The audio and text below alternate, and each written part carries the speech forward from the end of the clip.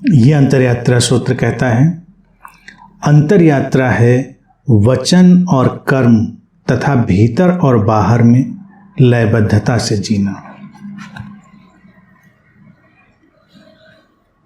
जीवन में हम जो कहते हैं क्या हम वही करते हैं?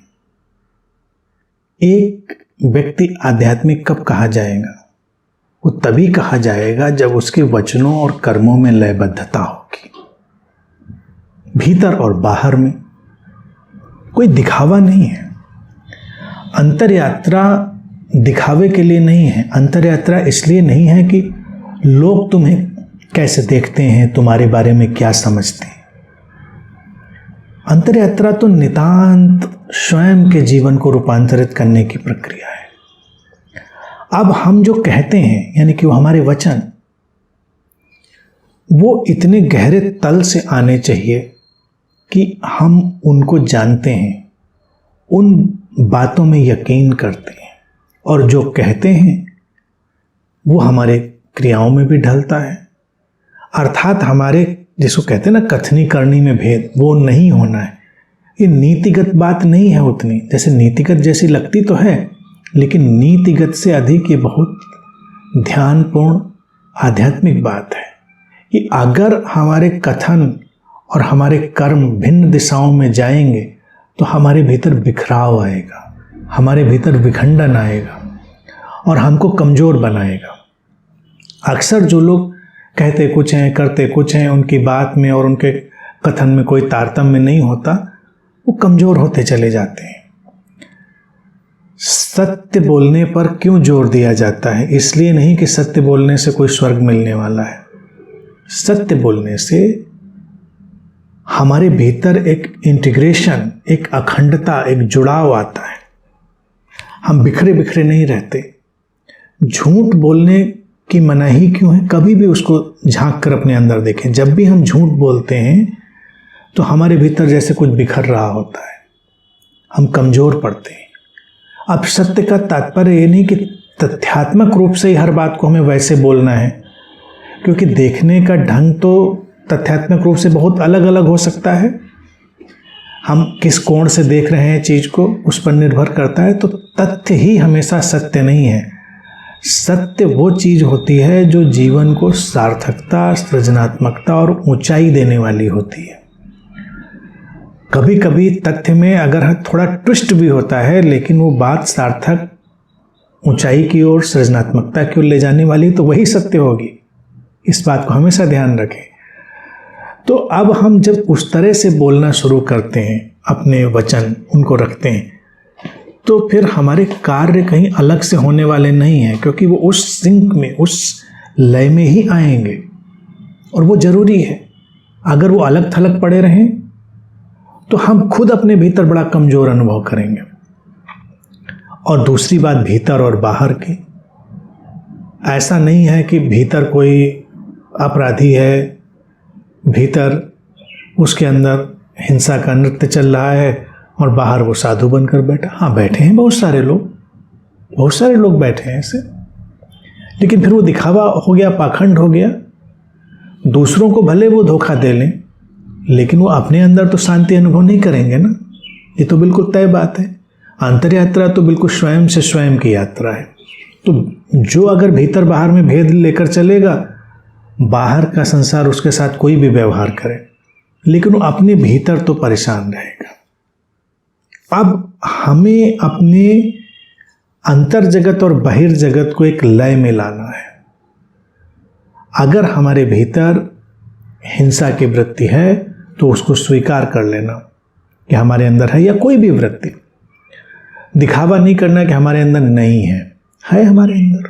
अब हम उसका कैसे परिष्कार, परिमार्जन, परिशुद्धि, रूपांतरण करेंगे, वो एक अलग बात है। तो इस तरह से अंदर और बाहर का भेद मिटता है, और ऐसे लोग क्या होते हैं, बहुत ही आकर्षक हो जाते हैं, बहुत ही प्रिय हो जाते हैं, क्योंकि ऐसा व्यक्ति होना एक रत्न की तरह हो जाता है, दुर्लभ व्यक्ति। इसीलिए अंतरयात्रा में गया हुआ व्यक्ति इतना देदीप्यमान हो जाता है। उसके शरीर मन में एक आभा उतरती, आलोक उतरता, इसलिए नहीं कि कोई सिद्धियां आ रही हैं उसको।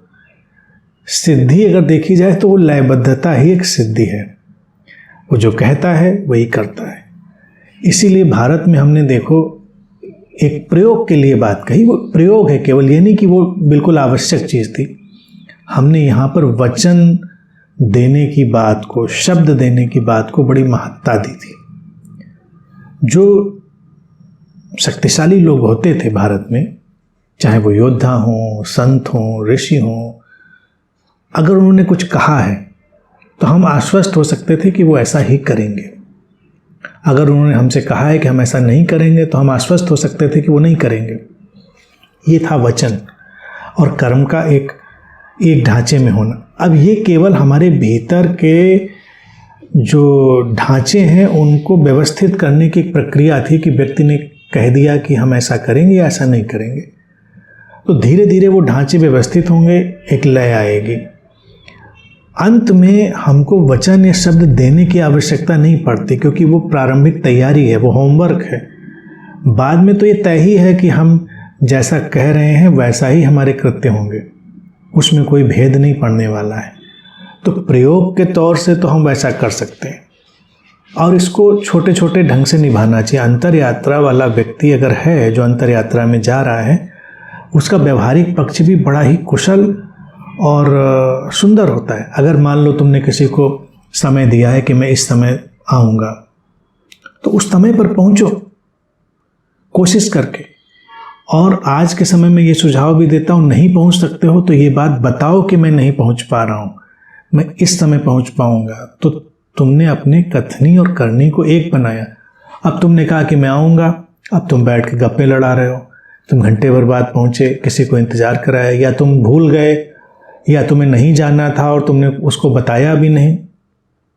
तो ये क्या हुआ? ये हर तरह से गलत है, व्यवहारिक रूप से, नैतिक रूप से और आध्यात्मिक रूप से ये हमको बड़ा कमज़ोर बनाएगा।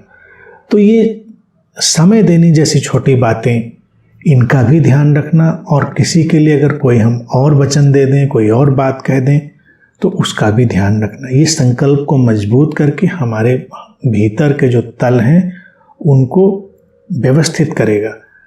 धीरे धीरे करके जब ये हमारी सहज जीवन शैली का हिस्सा हो जाए तो फिर ये आश्वस्त होने वाली बात ही है कि हम जो कह रहे हैं वही हम जी रहे हैं। हम जीने और कहने को अलग अलग नहीं लगाते, दोनों बातों को अलग अलग नहीं करते। अगर हम ध्यान की बात कह रहे हैं तो ध्यान पूर्ण जीवन शैली ही हमारी है, ये नहीं कि ध्यान हमारे लिए कोई व्यापार है। कई लोग बनाकर बैठे भी हैं क्योंकि उनको लगता है कि ध्यान बिकता है तो इसको बेच लो, और बाकी जो भी कृत्य कुकृत्य हैं उन सब में भी लिप्त रहो। क्योंकि ध्यान आएगा तो हमारे सारे दागों को पोंछ जाएगा ना, तो हमको उनमें लिप्त होने की ज़रूरत ही नहीं पड़ेगी। तो ये चालबाजियाँ, धोखेबाजियाँ जो हम अपने साथ करते हैं उनसे मुक्त होने की बात है।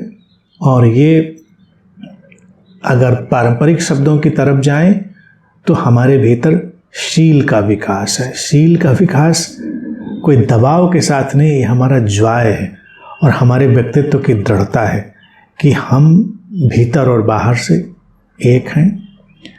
हम जैसा कहते हैं वैसा ही करते हैं, और ये बात शांति वाली है।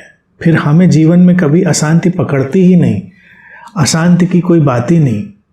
अगर इतनी बात को हम जीवन में अपने ले आते हैं, संस्वरित हो जाते हैं, लयबद्ध हो जाते हैं, तो अंतर यात्रा के और सारे सोपान और सारे गुण फिर हमारे लिए सहज हो जाते हैं। तो अगर कोई व्यक्ति अपने वचनों कर्मों में, भीतर बाहर में लयबद्धता ही नहीं ले पाया, अर्थात अपने शील को ही विकसित नहीं कर पाया, तो बाकी बातें तो उसके लिए बहुत मुश्किल पड़ जाएंगी। तो इसलिए इस बात को समझना, जीवन में डालना, ढालना और उसके हिसाब से चलना बहुत अनिवार्य है और जीवन को बहुत ही सार्थकता देने वाला है। और इस सार्थकता के साथ चारों तरफ शांति और सुंदरता लिपटी हुई है जो कभी भी विचलित नहीं होने देती मनुष्य को।